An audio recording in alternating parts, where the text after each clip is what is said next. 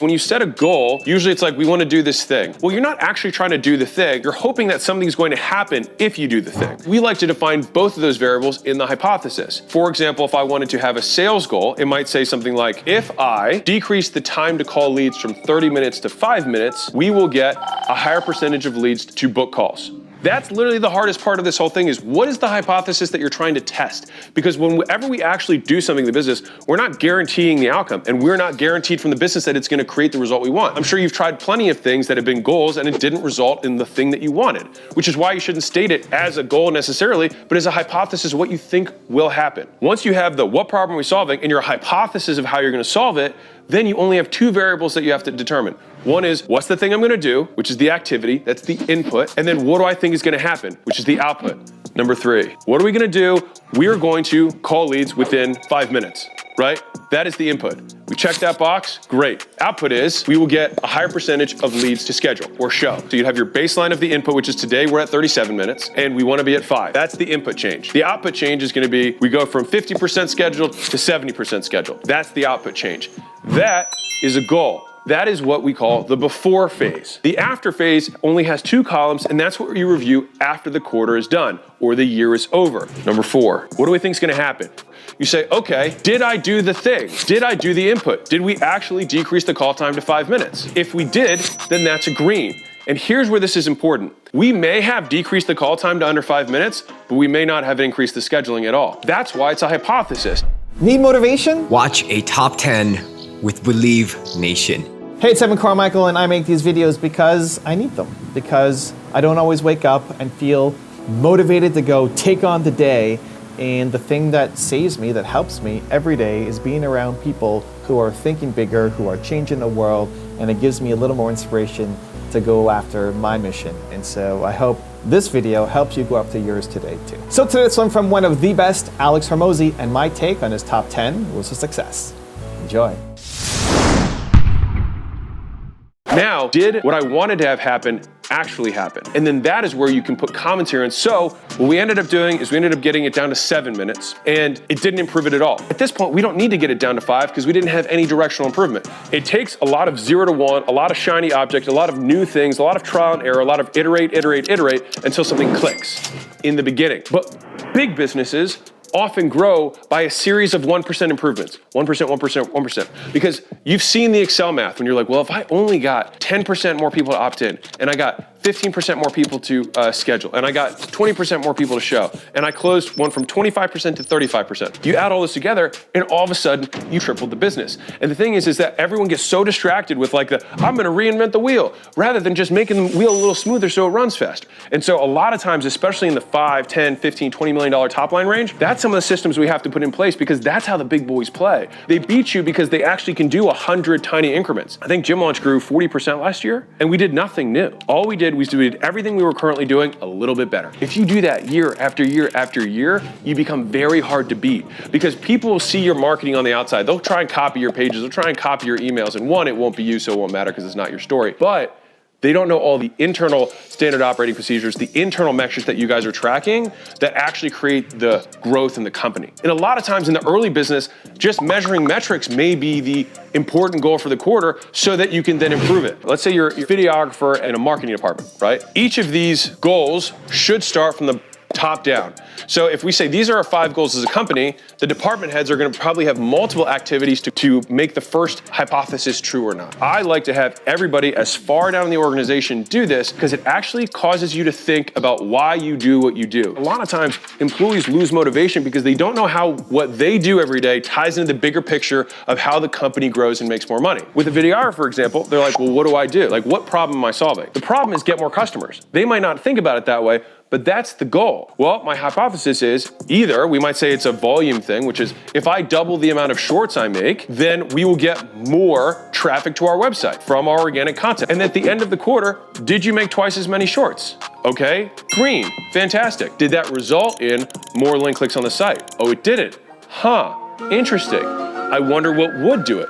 Okay, we need to create more content that's more story-based. Great, go back to the beginning. If we create more story-based content, we will get more link clicks to website. That's why goal setting, if done right, should take work, because it makes you think, why am I even doing what I'm doing? And if you don't take like a day for a whole quarter to think, why am I even bothering to do this? Then why are you bothering to do it without understanding what you're trying to improve? And the thing is if you think this way as a teammate or an entrepreneur, I promise you, you will be so much more valuable to your company if you can even think like a business owner. And this is how a good business owner should think.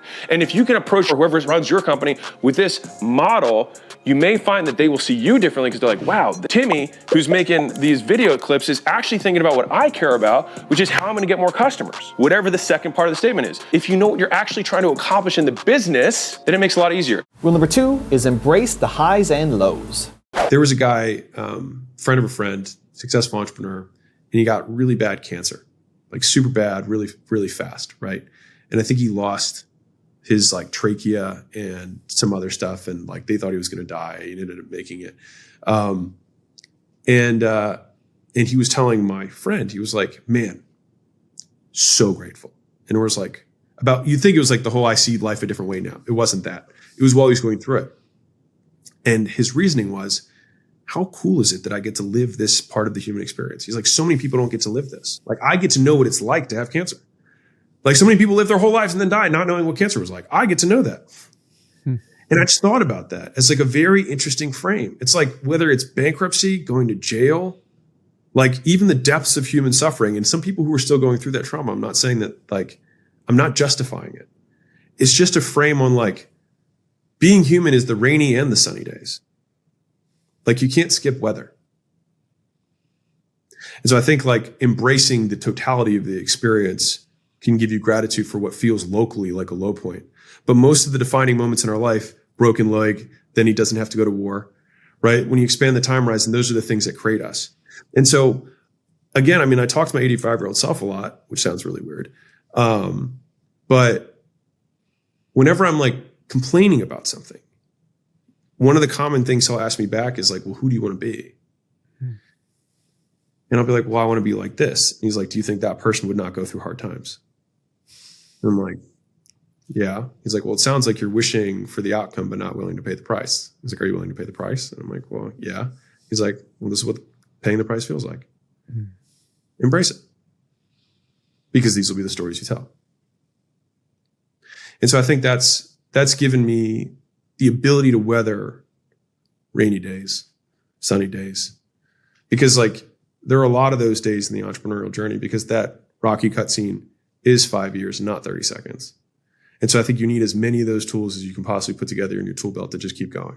Rule number 3 is learn to market. What I see happen all the time with entrepreneurs, especially when they apply to acquisition.com, you know, they've got $1 million in profit, maybe it's the bare minimum for us to consider for investment. And they're like, here's my idea for how I want to expand and how I want your help. I want to start all these new product lines because I've already saturated my market because I'm spending $50,000 in Facebook ads and I can't spend any more than I currently am. Otherwise I lose the profitability of the ads. So I'm going to just start selling more and different offers and add massive complexity to my business that only makes $3 million top line per year. That is a mistake. And in this video, I'm going to walk through why. And the reason this is so important is because many people hit this first plateau and then think, oh, I should start a new business. Oh, I should start a new product line. When really they need to confront the problem ahead, which is they don't know how to get more customers within their current niche or space. Your market isn't capped, your mindset is capped. Number 1, from the marketing perspective, you have your method, which is the biggest thing you do. It's running paid ads, it's making content, it's doing outreach, it's getting referrals, it's getting affiliates. Those are the methods that you do to get customers. Underneath of that, you've got the platforms that you do that method on. You've got Facebook, you've got phones, email, Hulu, YouTube, you've got Google Ads. Underneath of that, you've got the media on the platform. So if I'm on Instagram, I can go Instagram DMs, I can go Instagram stories, I can go Instagram posts, I can go Instagram reels. I have all these different media within the platform. One level below that is how much volume am I doing within that media? Am I posting one story a day, one story a week, multiple stories a day, multiple posts a day? So like that chiropractor agency, if there are 100 other other agencies that market to chiropractors and they're all marketing on Facebook, then you could probably add up all of the ad spend of every one of those agencies together. And that just gives you an idea of how much there is available in terms of number of new clients per month that all of them together are selling just on Facebook ads. Rewind real quick. If you're trying to pick what market you're gonna go in, I talk about this in my book, $100 Million Offers. There's 4 things I wanna look at. Number 1, are they in pain? Am I actually solving a problem for someone? Number 2, are they easy to find? Because if I can't find them, I can't sell them, right? Number 3,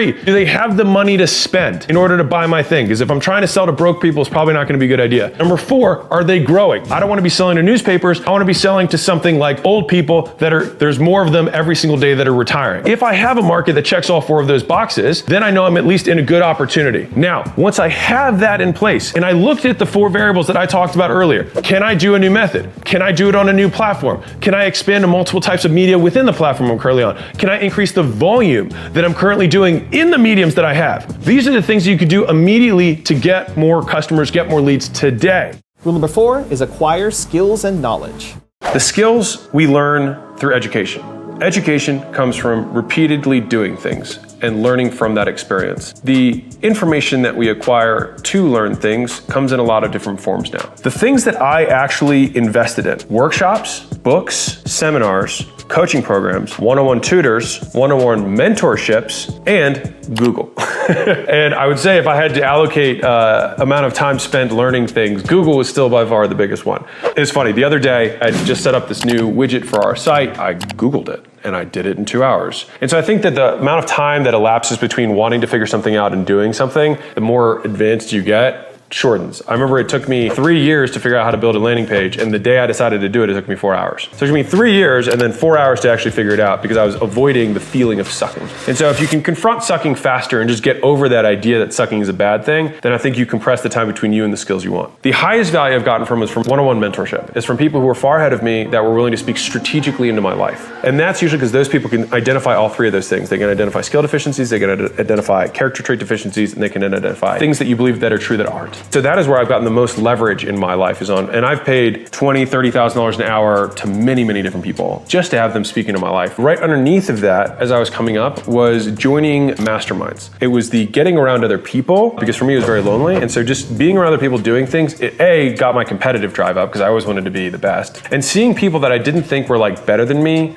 do something better than me gave me hope that I too could do it. I'd see somebody be like, I don't think they work harder than me. I don't think they've got like some genius brain. If they can do it, I can do it too. Also, when I was in those communities, they would also already have sifted through information for me because there's lots of information out there. The problem is that we have limited time. So it's no longer about, oh, information's free, you can find it anywhere. It's not free. It costs time to go find where it is. And so the idea is when you pay someone for information, it's not you're paying for the info, you're paying for the time it took them to sort through it to hand it for you. So you're cutting time. That's what you're saving when you exchange the money. That's the idea. And I think a lot of people don't get that. This is the actual order that I bought things. So the first thing that I did free interviews. So I tried to reach out to people. So I just said, hey, I'll show you the stuff that I've got. You want to share notes with me? I can drive out there. We can meet up. And that's how I learned a lot of my initial stuff. Usually it was older guys who were willing to take a young buck under their wing. If you're young, the advantage you have is that you're young. You can get a little bit of that goodwill from older guys that you might not normally get if they're the same age. People are like, well, the millionaire won't let me pick his brain. It's like, well, no. His time's more valuable than yours. Either pay them or you have to go down a rung. You have to keep going down until there's somebody that's either a peer or just slightly ahead of you who you can provide value to in a very narrow way. The next one I did is I joined a mastermind that was $10,000, and that was Sam Bakhtiari's mastermind, rest in peace. And he actually took enough of a liking to me that he said, why don't you just become my apprentice? And then he started paying me. So it was kind of weird. So I paid him and then he paid me back. So I worked from 4 a.m. to 4 p.m. every day with him, basically as his secretary. And I learned a ton. 3 months just like learning all these new terms, sales, copywriting, affiliate marketing. I learned all this stuff just from him because he was in that world. From there, I started my first gym, and I stayed in that gym mastermind. During the time, I also bought a weekend workshop for Facebook ads. I learned Facebook ads in a small group of 10 people in 2 days. It was really valuable for me. Then I didn't really do anything for a couple of years, and then I went to Traffic and Conversion Summit. So that was an event, and I just learned more about marketing in general. I got introduced to different softwares that I then started using. And then from there, I kind of got more into the digital marketing world. So I joined some masterminds. In that world, I didn't do coaching programs myself. I actually ended up buying them for teammates. I think the coaching programs are really effective effective to teach methods. So if there's a method of acquisition you want to learn, whether it's like YouTube ads or Twitter ads or cold calling, whatever it is, joining a coaching program by other people trying to learn the same thing from somebody who's good is a great way to fast track your success. It just gives you the accountability. It helps you resolve problems faster. What you're buying is speed. It's not that you can't do it on your own. It's that you can do it faster with help. If you're trying to solve a specific problem, finding specific coaching programs is really good. If you've been stuck for a long time, I think that's where like masterminds and one-on-one mentorship is more valuable because you probably have a strategic issue more than a tactical problem.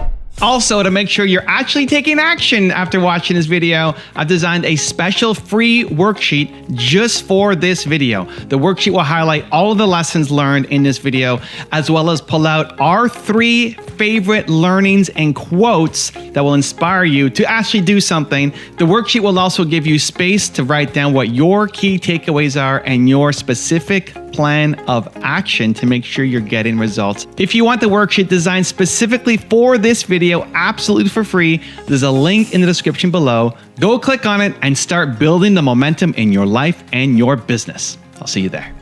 Rule number 5 is think long term. How can somebody listening to this become more of a long-term thinker intentionally? You have to figure out what to do in the meantime. Like patience isn't actually active. And this is a big finding for me, was that people are like, be patient. It's a terrible directive because no one knows what to do when you say be patient. Right now, I'm being patient for every other thing in my entire life except for this podcast. Because time is elapsing and other things are going in progress. I have long-term 10-year goals that right now I'm being patient for by being on this podcast with you. And so I think what a lot of people need to do is figure out the games they need to play in the meantime. And so experts at things don't really have more impulse control. I think it's a fallacy. They figure out more ways to win in the meantime. So if you've been on a treadmill and you see 30 minutes, right? And then you're like, you get 5 minutes in and you're like, okay, only 5 more 5-minute chunks, right? That is, in a nutshell, what an expert does when they approach a project. They don't try and think I'm going to run 26 miles, right? If they're running the marathon, they say, how do I break this into a chunk that I can manage, right? And then what they do is they create more ways to win. And so in those 2 years, it wasn't like I just sat and suffered for 2 years and then the book's going to come out, right? I would have many victories along the way that would happen. It's like, oh, we just destructed this chapter. I just rewrote it again and it's killer. Or I just got this beautiful visual that just completely explains this thing with three shapes. And it just, it explains the whole concept, right? And so you get these little mini reinforcers, and then you have the long loop of reinforcement that is, for me, that I have now learned over and over again, is that the more time I put into something, not necessarily longer, but the more time I put into something, the fact that time elapses is secondary. The more time I put into something, the better it is. And what happens too is when you're working on projects, you're working on anything, is that if you work on it over a longer period of time, you have more time for creative solutions to come to you to the problems that you're thinking through. Like the best launch I ever did in my life so far was actually of Prestige Labs, my supplement company. And it was because we actually planned it for a year. Mm-hmm.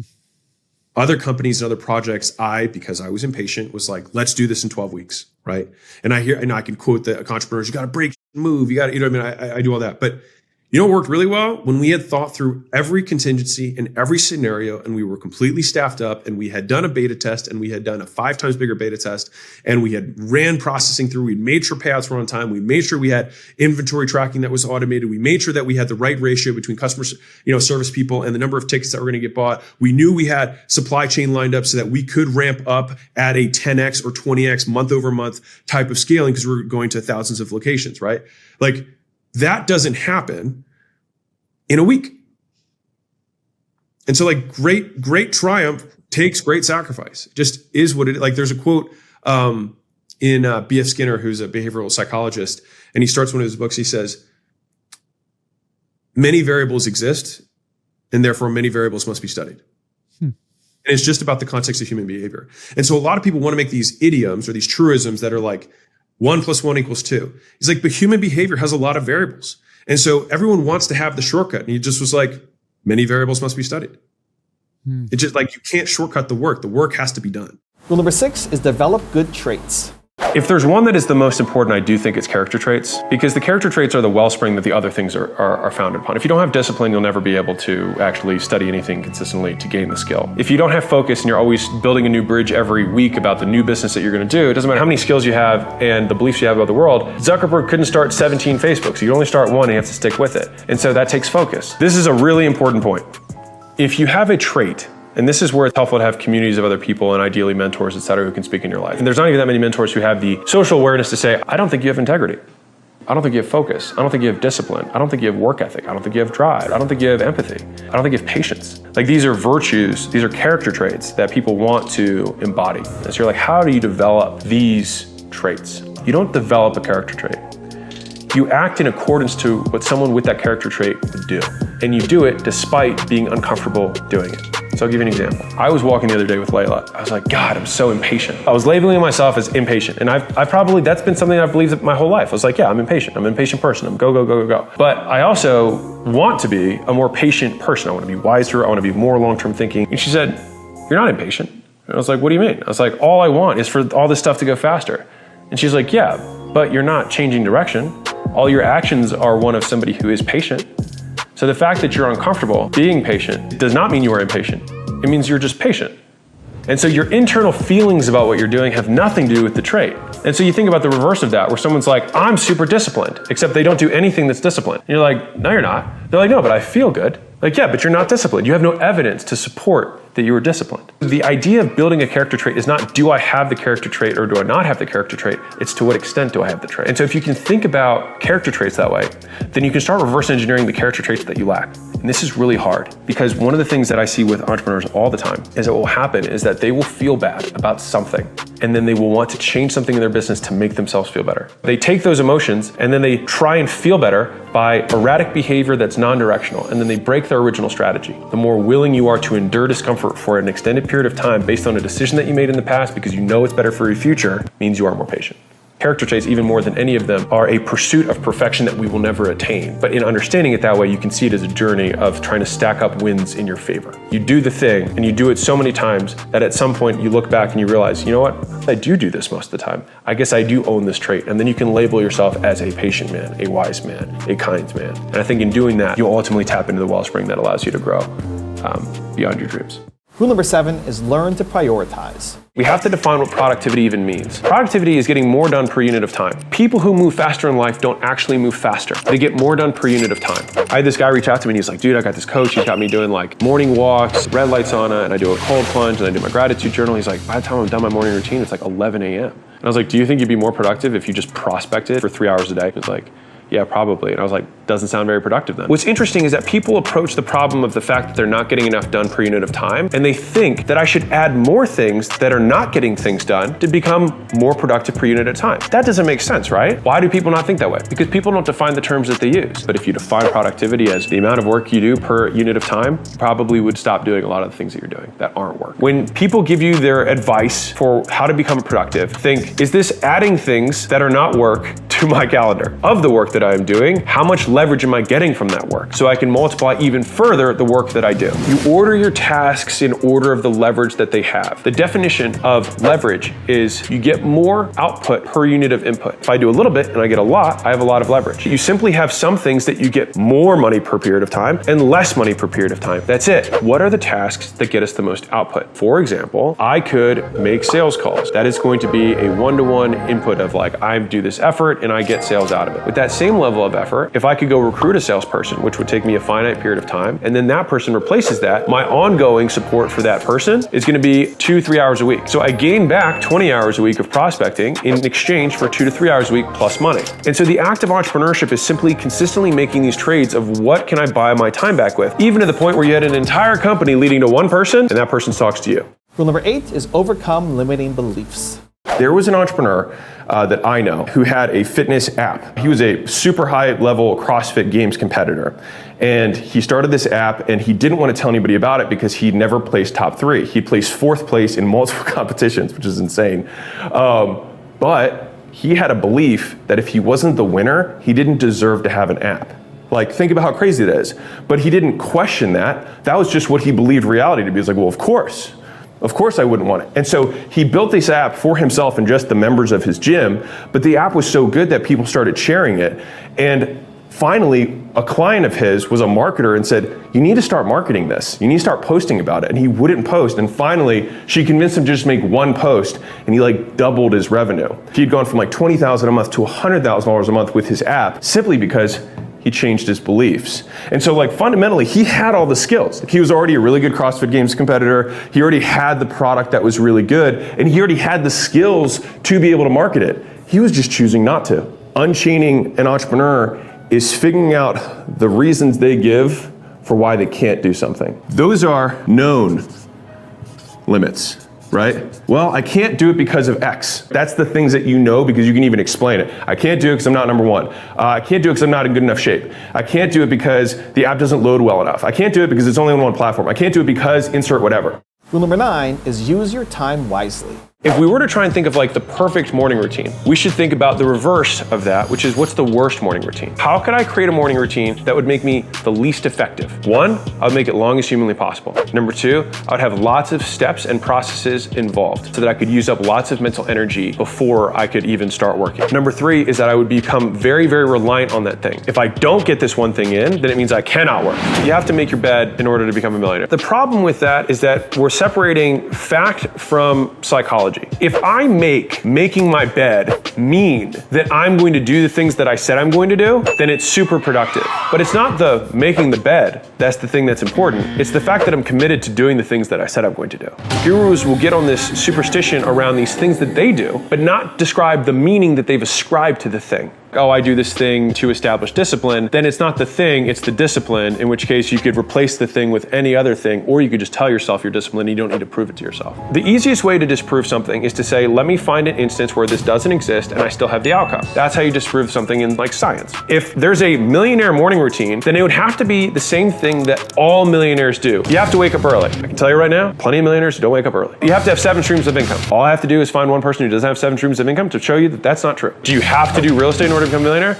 No. You have to be in software. You have to be in Web3. By the way, buddy, doing 70 million a year with janitorial services for big buildings. Boring as shit. The anti-routine concept came from the fact that I get asked by so many people what my routine was because they thought there was some magic pill of how I got stuff done besides getting stuff done that somehow is going to make them confront the fact that they're not working because they don't want to work. You don't need to create some magical morning routine where you sing a flute, magical dance outside and sing in the rain and the journals and all the other shit. Like, there's work to be done.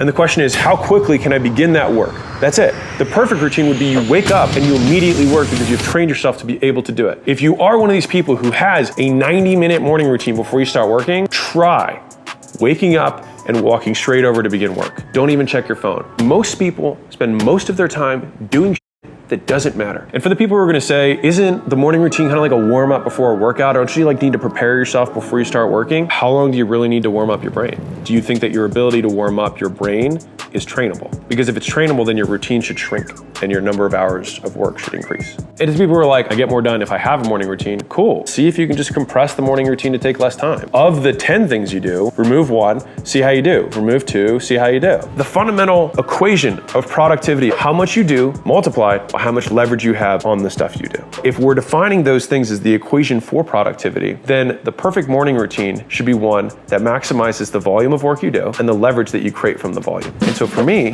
that looks like waking up, having a cup of coffee, and getting to work. And rule number 10, the last one before some very special bonus clips, is take the first step. What have you learned about yourself from writing this most recent book? The work needs doing. It's just like there's no way around it. Like it just has to be confronted. And I think it just comes down to that, is you just have to confront the work. And a lot of people put a lot of extra things between them and the work that they try and romanticize. They try and create superstitions around it. They have all these fancy rain dances that they do. But like at the end of the day, the work doesn't care who you are. It just cares that it gets done. And I think in some way, that's one of the great equalizers about product, is that like, in a lot of ways, and this will probably be triggering to some people, but like, it doesn't matter who you are. Like in a fitness example, 500 pounds is 500 pounds. It doesn't care who you are. Like anyone like Arthur can pull the sword from the stone if you're strong enough, right? And so like there's a level of work that has to get put in to learn how to run ads. A level of work that has to get put in to learn how to do cold calls. A level of work that has to get put in to learn how to be patient when someone's angry with you, right? Or how to run a team, or how to stick your projects in a sauna, or whatever it is, right? And it doesn't matter whether you're old, you're young, you're male, you're female, you're black, white, Asian, whatever, right? It just needs doing. And I think that a lot of people waste a lot of time not starting. And so I've told this analogy before, we've probably heard it, but I'll say for your audience. There's a study, there's probably a lot of studies been done on this, but you can become proficient in any skill in about 20 hours. So playing the piano, riding a bike, whatever it is, 20 hours of concentrated effort gets you proficient. It's the largest gain in skill improvement is 20 hours of concentrated effort. The problem is that people will wait a decade to start their first hour. And so you'd be amazed at how much progress you can make if you cut down the time between when you acknowledge the work and when you start doing the work. And I think that over time in my career, what has happened is just that my delay between when I realize I need to do something and when I start doing it has just shrunk, so that I can get to the gain in proficiency that much faster. And then if you think about that over 10 years, right, where one guy does nothing and then he starts, and another guy does 20 hours and 20 hours and 20 hours and 20 hours and 20 hours and 20 hours, by the end of that decade, they're not even recognizable. They're not even the same. They're not even the same stratosphere. The thing is your decision-making process is ultimately the most valuable thing that you have, right? It's what makes you, it's your picker, right? It makes you decide what way to go, who you're going to marry, what business opportunity you're going to pursue, how you're going to price, how you're going to start marketing, what you're going to learn first, who you're going to, get mentoring from, all of these things, who you're going to become friends with. Like, all of these are decisions, right? And you can take the money away from a billionaire and then they can recreate it again. Elon Musk, lost and then gained it all back, right? And so like the thing is the decision making is what ultimately fuels all these things. And the hardest part about entrepreneurship, and really, I think almost life in general, is that you can make the right decision and have the wrong outcome. And I think, and let me give you a couple examples of this. So for example, you may say, you know what? Like I listen to Warren Buffett. I think he's a good investor, and so he says I wouldn't touch Bitcoin, right? And I hear that, and I'm like, man, well, he knows a little bit more about it than I do. But his argument was simple. It is speculative, which means I'm buying it not because it has intrinsic value, but only because I believe that someone else will buy it for more later, right? That's all it is. He only believes in investing in things that have intrinsic value and also produce, right? So they actually have production. So like a business you buy, you still own the business at the end, and then it spits out production, which would be profit or crops or whatever, right?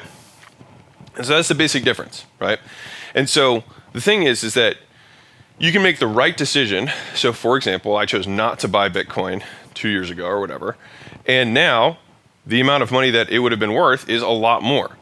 Was the decision wrong, or was it that the outcome did not match the quality of the decision? And so let me explain. Let me unpack this. If you are going to change the way you make decisions because a decision that you made in the past that was probably a good decision ended up bad, you have to apply the same decision-making context or framework to everything else. All right, so let me explain. So if I say I'm now going to be a speculator, right? I'm going to be someone who buys things with the hopes of selling them later for more, even though the thing itself doesn't have more value, right? If I choose to start making those types of decisions, then I have to think about all the other investments I would have made and lost money on as a result of that decision-making framework. And the place that I heard this first was Ray Dalio in Principles. So he's one of the richest men in the world, an investor as well. And he said, one of the hardest things is passing up on an opportunity and then seeing it, do really, really well, right? He's like, but the thing is I have to think to myself, if I were to use the decision-making framework that would have made that deal a winner, then I'd have to apply that same framework to all of these other businesses or situations that would have been losers. And my net of having that different decision-making framework would ultimately cause me to lose. And so this has been one of the most powerful concepts for me as an entrepreneur, because what it does is it allows me to separate the outcome from the quality of the decision. Why was it that I did these things, right? And I can't even tell you, so for example, actually I won't give that one, but there are decisions that I made when I was younger that ended up being, poor later. But when I thought back about why I made the decision, I would make the same decision today. So it's not fair for me to say, well, I wouldn't have made the same call now. But you can't use the information that you have today to make the decision that you would have made in the past, because then it means that you were a different person because you're not using information that you have access to, right? And so claiming that this decision that I did in the past that didn't end up well, working out in my favor, was the wrong call can just be really poisonous, and it may not be true. Now, if you make a mistake because you had poor calculations and you repeat the same mistake over and over again, then you should consider looking at your decision-making calculus and see if you need to tweak some things, right? But for me, this has been one of the hardest learned lessons, and emotionally one of the most trying, is looking at decisions I've made, looking at the outcome, and being able to separate, was this a good decision independent of the outcome? And I'll wrap this up with just a quick example to show you. If you had a perfect baseball swing, right? You're just an amazing, batter, right? If someone gets up there and they're the best batter in the world and they strike out, is it because their swing is horrible? Is it because they don't have the right decision making about how they swing at pitches or how they pick their pitches? Probably not. He's probably a really good batter, right? Because I just said he's the best. But it still means he's going to strike out, and it still means he's going to get out and hit pop flies and all that kind of stuff. But he's going to be an amazing batter with a 350 average or whatever, and still 2 out of 3 times he's going to strike out, or basically, not get on base, get out. And so when I think about that, like, you can be the best at this thing and still only be right a certain percentage of the time, right? And so rather than that batter striking out once and saying, I need to change my swing, and then getting back up there and striking out again and be like, I need to change my swing, and always resetting the baseline, instead being like, I understand that if I apply this swing to enough at-bats, quite literally, I will get the opportunity to knock it out of the park. And me knocking out of the park on one of these right decisions will ultimately outweigh the negatives of the wrongs that I have done.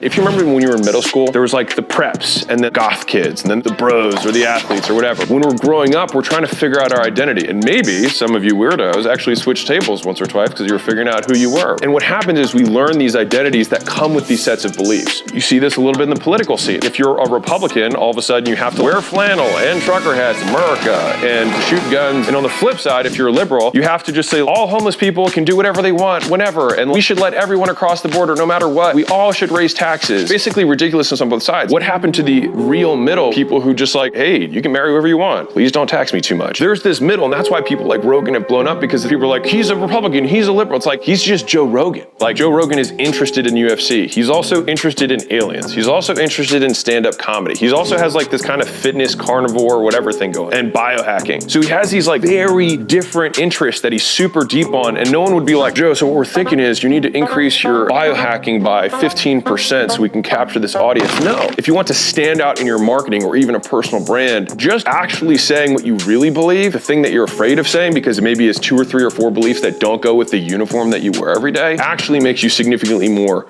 unique. Most people wear their clothing as a uniform to say, I am this type of person. People will look at you and they'll assume you're a goth or a prep or whatever. Here's where it gets cool. You start talking, and then all of a sudden there's something over here, and then there's another belief over here. And what happens is they start paying more attention because you don't fit the mold. It's my favorite way to differentiate any of the portfolio companies or even my own brand. This may sound crazy. Actually just be myself. Because as soon as someone feels like they have figured you out, they'll move on because they're like, I can predict all of this person's behavior. They don't need to stay in tune or stay updated because they know everything about you already. And I'm sure you've met people like this. He wears this uniform, he says these things, he believes it. He is this person. He's category 17. Boom. Don't have to think about it again. Everyone knows the starter kit for real estate. You know, the haircut, they cut the side here, right? Buzzed on the side, hard part, hard gel over the suit. Don't forget the glasses, very important. Maybe the high-level BMW mid-series wax with rims. Maybe a picture of a watch. He's like, yeah, just bought this beauty. Those guys are all the same. And so what they think they're doing is they're like, well, that's what everyone else is doing, so I need to build my personal brand. You're not building anyone's fucking brand. You're just reinforcing an identity that everyone already knows about and does not find you interesting because you're the same as everybody else. I think that you would be better served actually doing you. And that comes with all the weirdness that you are. Because I've met some of you.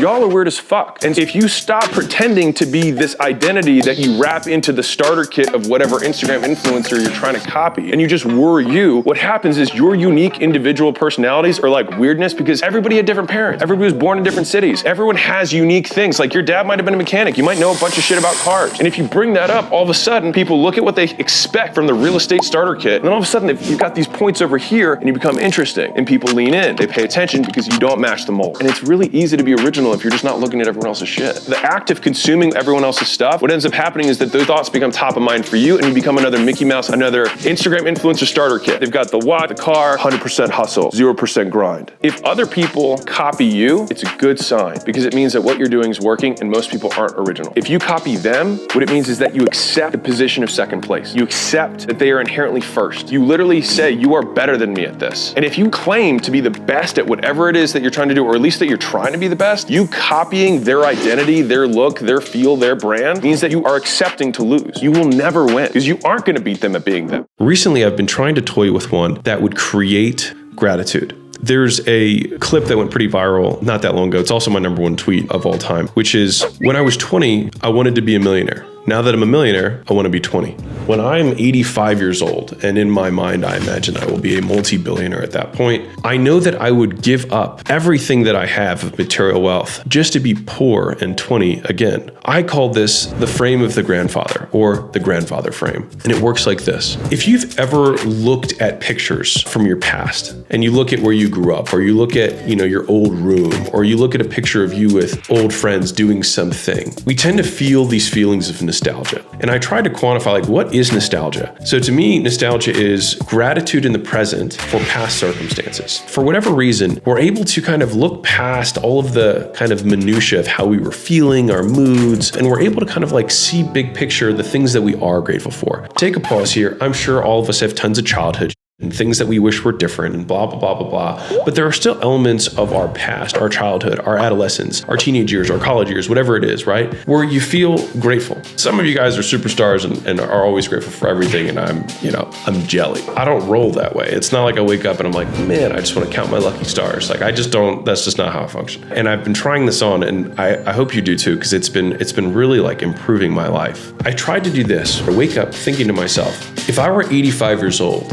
and I got to go through a time machine and be back in my body as I am now to experience my life from my 85-year-old self, seeing it again.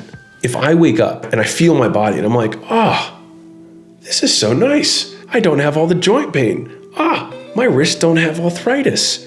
And then I wake up and I'm like, I remember when we used to live here. Even when I looked at Leila this morning, I was thinking to myself, man, like this is my wife right at the beginning of our marriage. We're only 6 years in. We wake up and we walk over to have our coffee in the morning, which we always do. And I'm like, isn't this so nice? I remember when we used to have coffee here together. This is great. And I look out the window, look how young Vegas looks. It doesn't have all these buildings and these flying cars like it does now. It's so underdeveloped compared to what it is today. And I feel gratitude for an external just environment, which I would never really think that. But I know that my 85-year-old self will totally appreciate those things. And as I'm going through the day, applying that frame also to business, where I can see the CEOs of our companies and the people that work within our holding company at acquisition.com, they're stressed about things. And in my mind, I'm thinking, isn't this cool that we get to do this together? Isn't that fun? Isn't that neat? Look how cute that is. It is the most powerful frame that I've encountered. I think the reason it's so powerful is one, it operates almost entirely from a frame of gratitude that for me, I can feel. For whatever reason, gratitude journals, the meditations, things like that, like I don't feel that. But thinking about my 85-year-old self being able to re-experience life through my 32-year-old body, it's really shifted how I see things, and also decreases the amount of anxiety and stress I have over outcomes, because I'm like, this isn't going to matter in the long run. I also think it helps from a business, the term loosely, but like a business wisdom perspective, because when you think about the decisions, you think about it within the larger context of your life, and you're not like, oh yeah, I'm going to make that short-term dollars, because you're like, I'm 85. I don't have anything to prove. You know what I mean? If you think about like the really stressful things that you've had happen in your past, I feel nostalgia for the sleeping on the floor that I did at my gyms, for how tired I used to be at the end of the day of taking 20 plus consults for months and months and months on end. And rather than feeling stressed about it or resenting the fact that I have to do it, like I get to do this. I get to make videos talking to a camera. Look at my 32-year-old self go, trying to make his content, trying to help other entrepreneurs. Like, isn't that cool? If I had to characterize seasons of my life, I would say I was very angry as a teenager and young adult. And then I went from angry to being aware of the deficit between where I was and what I considered to be happiness. From there, I kind of switched to what I have affectionately called the happiness mantra, which I lived for a very long period of time, which was I stopped trying to optimize for happiness at all and just really stopped thinking about it altogether, which I think moved me closer to something that I would consider to be joy. You can be joyful independent of circumstance because joy is from within. Happiness tends to come from external, right? It comes from circumstance. And I think when we look at the grandparents, or at least the people that are older that I aspire to be, it's like they just have an internal joy. They have gratitude for being able to live it one last time. Because at the end of the day, like, it is our last time. I'm being real here. What does it mean to Alex to own your future? So I think it means high agency. So meaning like when we're kids, it becomes real. We learn what the world means through other people. And so like you have Luca and he's like, what does that mean? And what is that? And so you're literally telling him what things mean. And so like the first things we learn are only from the few people around us that tell us how to interpret the world. And then once we turn 16, 17, 18, 20, 23, all of a sudden we're like, I don't know if everything that every one of these people who told me what things mean were right. Yeah. And so we spend the rest of our lives trying to unlearn what everyone has told us meant and then make up that meaning for ourselves. Wow. It's that's an amazing and true, because the word that came to my head, you're trying to decipher. Is that my father's perspective? Yeah. Or is that reality? And what is reality? Yeah. Yeah. And so my goal personally has been to dissect decisions and think like, is this a decision that I'm making because I believe this or because of what I want other people to think about me as a result of this decision? And we're social beings. We care about what other people think. And I don't think we're ever going to like get completely rid of that from us. I mean, you'd have to be, Gandhi or whoever, Buddha, right?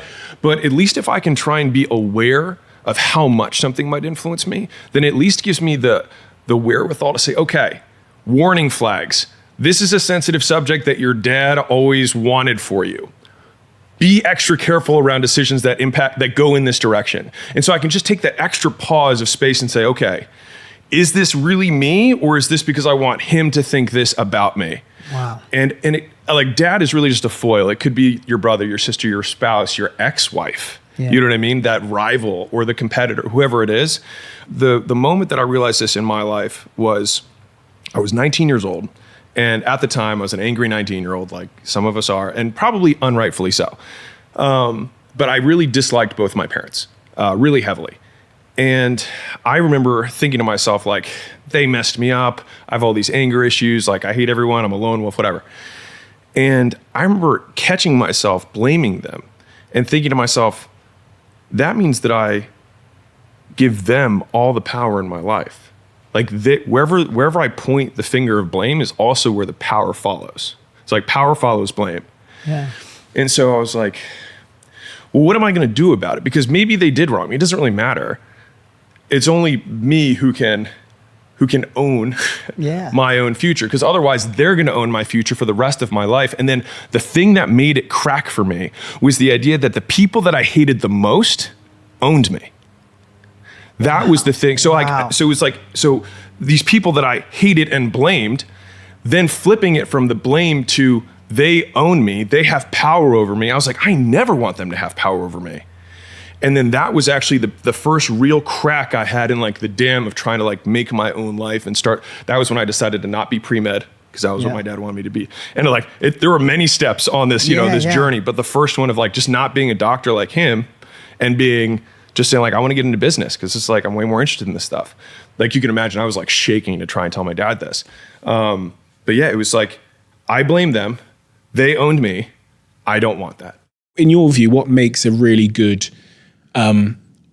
entrepreneur / leader? I think that they have to have the power to influence, and that is across lots of things. They have to be able to move other people. And you can define sales as the ability to get people to comply with your request. You can define leadership the same way. Management, marketing to a degree is getting people to comply with a larger request, publicly. But I think that fundamentally is a skill that people have to have if they're going to be successful at entrepreneurship. They have to have tremendous drive, whether that's a combination of towards or away. So they have a big mission that they really want to achieve, or they have some very big fear that they're running away from. Either way, I think the fuel works, just from a pure entrepreneurship perspective.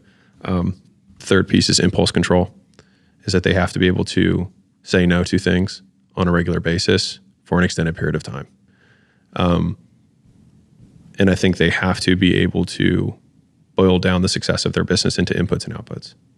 Like if you do not know the inputs that are going to get the output that you want, then what are you doing?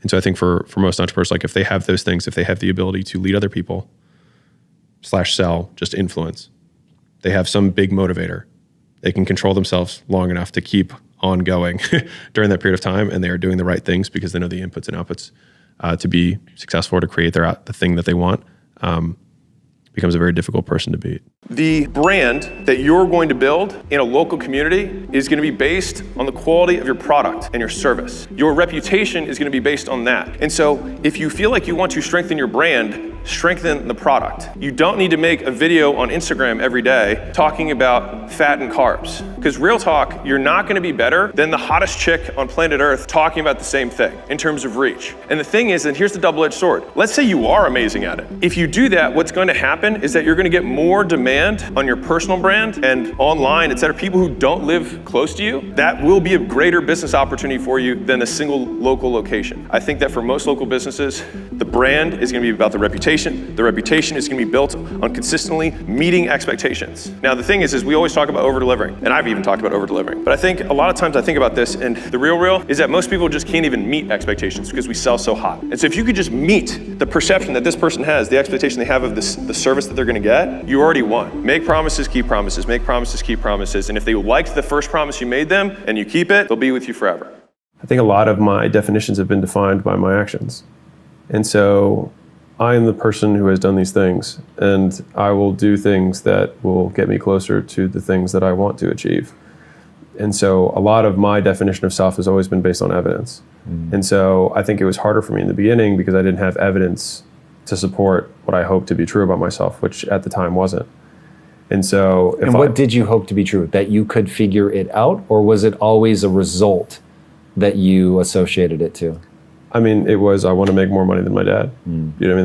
That was the thing, for me. And that was all I needed. You know what I mean? I didn't have, I remember thinking in college, because you're young in college and it's like, be happy and all that stuff. And I just remember being like, happiness. And that was like a moment for me. I was like, happiness. I don't care about happiness. I want to do this. Why didn't you care about happiness? That's very counterintuitive even now, super counterintuitive at that age. Yeah. Because I was obsessed with how not happy I was. And so so the things you were doing that weren't designed to make you happy, that's what's weird. So I was so obsessed with like positive psychology, and I was reading all these stuff and watching these TED Talks. I remember this whole period of my life. And I was constantly assessing my mood as a determination of whether I was happy or not. And it became so obsessive that I was just like, all of this. I was like, I'm just going to do shit. And that's all. I was like, I'm just going to do shit, and hopefully it works out. And did you ever define what works out means? If it isn't happiness, be less unhappy, I would say was my thought process, which was like, I'm just going to do the things. And so I shifted from a lot of introspection, internal mood regulation and thinking and stuff. And I think a lot of the reason that I have the worldviews I have about, emotions and whatnot have come from this kind of initial experience. So it's like I had that, and then I just started working, and then I found myself actually looking up after, a decent period of time, being like, I haven't thought about happiness in a long time, and I think I might be. And so I also don't really like the word happiness because it's circumstantial versus joy, but like I experience joy significantly more now than I did then when I was younger. And I think it's partially because like you can be mournful and joyful at the same, imagine someone like, it's like an appreciation of the human experience. Like, this is terrible, but like even in the suffering, there's beauty in that. You know what I mean? Because it's purely human. Yeah. And so I think it was disconnecting. It's interesting that it matters to me as well, but I've never had to articulate it. What is the connection to like the human experience that is so valuable that it's joyful even in mourning? I think it's just understanding both sides of the coin. I feel so if there's few things that I believe, it is that like right now there's things in my life that I don't like that I wish were better, and there are things in my life that I really like, and 10 years ago it was the same way, and 10 years from now it'll be the same way. And when I die, There will be stuff that I will not have accomplished that I will wish I had. And there will be things that I wish I had done better that I will not have done. And there will be things that I have done that I am proud of. And so like those things are not going to change. And so if the only thing, I mean, this sounds hopefully not overly trite, but it's like all I can do is just enjoy the game. And it took me a really long time to get there. Like it took me a really long time to get there. Or at least it felt that way. Or at least it felt like I suffered a lot on that process, which is why I have a heart for people who are like, dude, I'm super sad, I'm super depressed, whatever it is. And it's because I judged myself so much on not being happy all the time because I thought there was something wrong with the fact that I wasn't happy, that I drove myself insane not being happy, rather than just being like, you know what, maybe I'm just gonna do the stuff and just happiness for a minute. And so I think it's like when we have these, like, am I happy, am I not happy? I think my opinion is that you have to rise above it so that you can just see, you can feel the spectrum, which is just being present. Because I think, again, Alex's 2 cents, haven't been around that long. If you are present, you're present. Like most people aren't present ever. And so it's like, if I can just be present, even in my suffering, I'm there, right? Then I can experience joy for being human and having this experience that I only get once. And the biggest frame shift that I've had in terms of my experience of living has been, it sounds weird, but it's something I'll call the grandfather frame, which is I learned how to become apathetic, right? Because that took me time to stop feeling pain. When I first learned no-base selling, I actually learned it from this job when I was 18. Storage is the first core thing, which is I just hang your coat up and I keep it air conditioned. And the upsell is I'll also brush it and I'll fix it and I'll do these other things. And so when they would call up customers and they'd say, hey, do you want to turn in your coat for the summer? What they did was say, hey, we're going to store and condition the coat. You don't want anything else, do you? And they would say, no, I don't want anything else. And so implied in that, they got them to say yes to storage and yes to conditioning the coat. Pretty slick. People want to just get the default option. We're so trained to say no to any kind of upsells that if you get someone to say no, but in so doing, get them to say yes, you actually click into their subconscious automated response. Most times when they say no to salesmen, they save money. You flip the script and you align it so that them saying no actually gets them to say yes for you and to the purchase. I get asked about mindset a lot on podcasts. They're like, when you're building a business or you're building your career, there are stressors that come into play. How we manage the circumstances or the conditions that come to us dictates how our life turns out. Everybody has bad stuff happen. You probably believed and nodded your head like, yeah, everyone has stuff happen.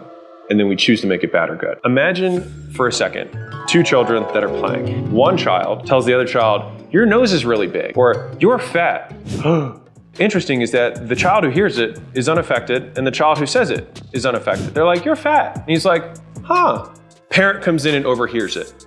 And she's like, oh my God. Takes the child that was called fat, comforts them, gives them the expectation that they should be upset, and then tells the other one that that was bad. And in a moment, there was something that is now traumatic that otherwise wouldn't have been. And so when we're kids, we walk into the world with no meaning. All we do is we observe.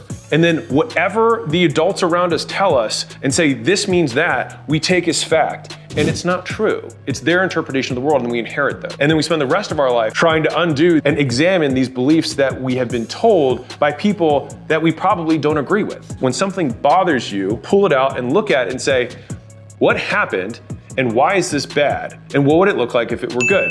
And so the 2 tools that I use are time and volume. The volume example is thinking, okay, I'm in traffic. If this happened every day, would I be upset? If it happened every day, I'd probably expect it, which means that I would not be upset about it because it's just how things always are. If you want to make it positive, you say, well, what if every time I got in a car, normally it would take an hour and today it took 30? I'd be pretty excited about it. And so all we did is just change the volume on the circumstance to recalibrate the meaning that we're choosing to ascribe to it, good or bad. I like to think of circumstances a lot like weather, which is like you've got sunny days and you've got rainy days. And the problem, in my opinion, is that people, any day that it rains, they say is bad, and any day that's sunny, they say is good, when in reality, it just is. It's just the weather. Contrast is what create the quote good and bad, when reality there's just a middle line and half of it's above and half of it's below. Then what we can do is artificially move the line in our minds by saying whatever this circumstance is, what would it look like if it were worse?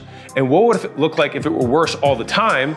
And if so, then maybe today's a good thing. The second frame that I like to use is time. 100 years out, but 10,000 years out, how much is this going to matter? The reason something affects you is because you have deemed it meaningful. You've said it matters. It's my worldview that nothing matters with a capital M. Like nothing matters in the universe. It doesn't matter. There's this statue of a head that's in the sands of Egypt, all right? And it's bigger than this whole room. And it's just the head. And it's worn out.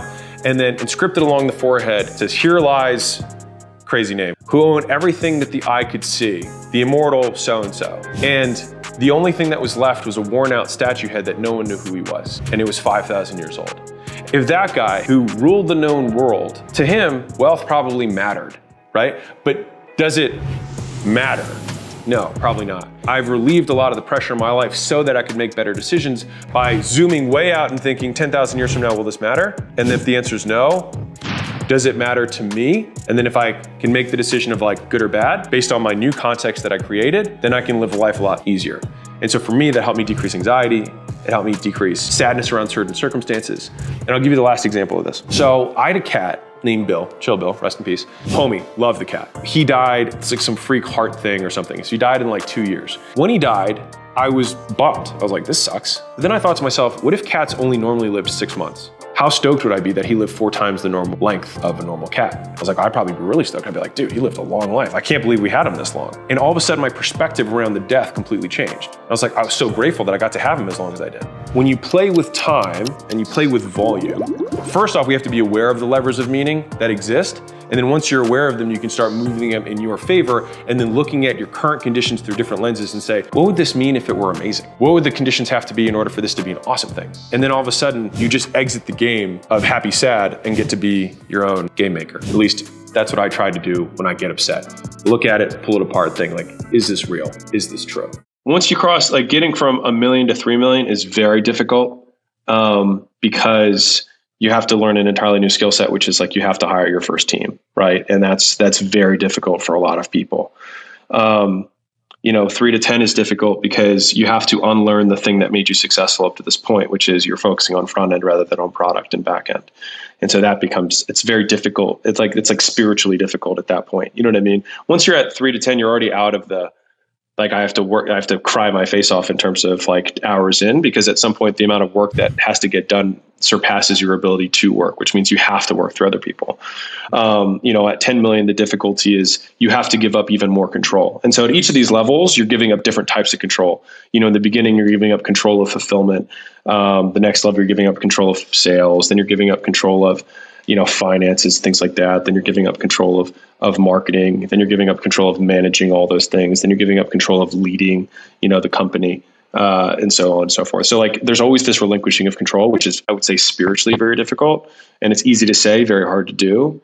And that's what we look for in the portfolio companies that we're thinking about taking on. We look at the CEOs and we're like, do I think this person has the humility to give up control when it is required? If you can't define the inputs and outputs that are going to get you what you want, then there's no way to start, right? Because you don't know what you're supposed to do.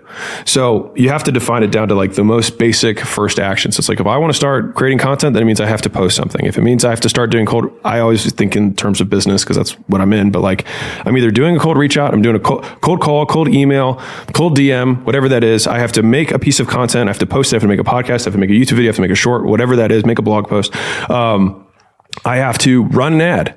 Right? I have to run the ad. I have to press go. I have to spend the money, whatever it is, like whatever that core initial action is. Go to the gym, input. lift the weight, put the shoes on, get in the car. Whatever the input is, you have to define what the input is that's going to get you the output you want. I'm a big fan of being directionally correct rather than absolutely correct. And so I think what happens is most people are trying to find the perfect answer when they have no perspective from which to make a judgment. They're trying to find the perfect thing to do when they haven't done anything. So how would you have perspective to make a judgment? Like if you try a lot of things in the beginning, which you have to know what your inputs, outputs are, decrease your action threshold enough with either a cheese or a cat, whatever you need. Most people have more cats than they have cheese in the beginning. So use the cat to start running towards something. And the thing is the rat, it's so simple. It's like there's cheese here. But what you really just need to know is that there's cheese out there. And there's a cat behind me for sure. And so if I just go anywhere away from the cat, I will have a higher likelihood of getting closer to the cheese. Not that I will find it, but I will get closer to it. And I think and I've lived my life through a series of rapid iterations, not trying to pick the right thing. Your personal brand has grown tremendously, and that is very time consuming. So with that said, coming off what you just mentioned too, how do you cut time for that? So I see the personal brand as part of my responsibility from a business perspective. Like that is what brings in a lot of the deals that we do, is people who saw me on Instagram, read the book, and then decided to apply at acquisition.com. We have a good team, and that's where Leila kind of shines. So we record every 14 days for our content. And so we usually have a prompts list of things that the team was like, hey, these are some comments that people ask questions about. Like, can you answer those? I also tweet a lot because that's like one of the only platforms I like really actually like. I really like Twitter a lot. And so I tweet probably 3 to 5 times every day. And so then I take my tweets and then we get in front of the camera and I just basically explain with more context what the tweet was about in a short format. And then probably, 4 of those tweets out of like 30 have like a deeper story to it. And so we then make 4 or 5 long pieces of content that become podcasts and YouTube videos from that. And that's just once every 14 days. And then the rest of the time it's write the book, cash flow projections from a deal, hopping on with, doing a diligence call with a senior leader at a company we're thinking about investing in and seeing like if we think that they're the person who's going to take it to the next level or if we have to start recruiting. Talking to a potential CEO or COO who we want to recruit into a company to help them scale. Like that's kind of the day-to-day of what it looks like when we're actually trying to grow these businesses. Everything that we do at acquisition.com and the approach that we have with growing any business is spending a lot of effort to try and identify the constraint of the business because every single business is constrained. There's one thing that is limiting its growth. So right now, and here's the part, who here works all the hours of the day? Like most of the hours that you're awake? Okay, half of you. If your business is not growing as fast as you want it to, you are working on the wrong stuff. If it has stayed the same and you're spending all your time working on it, you're not going to get more hours. So you're doing the wrong shit. So it means that you have not properly identified the constraint of the business. So I'll give you an example of this. We had a media company that came to us, big YouTubers, 40 million plus subscribers, and they were like, hey, I was like, what's the goal? They're like, we want to make money. I was like, cool, love it, great goal. So they're like, we think that we need to create a better media machine. It's like, okay. They're like, we need to really systematize this and do it better. It's like, okay. How are you monetizing? AdSense. By the way, very inefficient way to monetize. Okay. And so they're like, I think these are all the things that we need to do to eliminate our constraint for our production. Cool. It's like, have you thought of, wild idea, maybe we just the constraint of the business is that you don't have something to sell. I was like, you're like a 97 out of 100 on media, and you're a 0 out of 100 on to sell. And you're trying to talk about how to get to a 99, rather than if we just went from 0 to 20, we would probably make you 10 times more money than you're currently making. And so that is an idea of the theory of the constraint, right? Like the constraint of that business was not media. And many of you, the constraint of your business is not making better workouts, right? That's not the constraint. It's not the constraint, right? That's not the constraint. And so right now, if you spend all your day working on that doesn't move the ball, working on the wrong shit.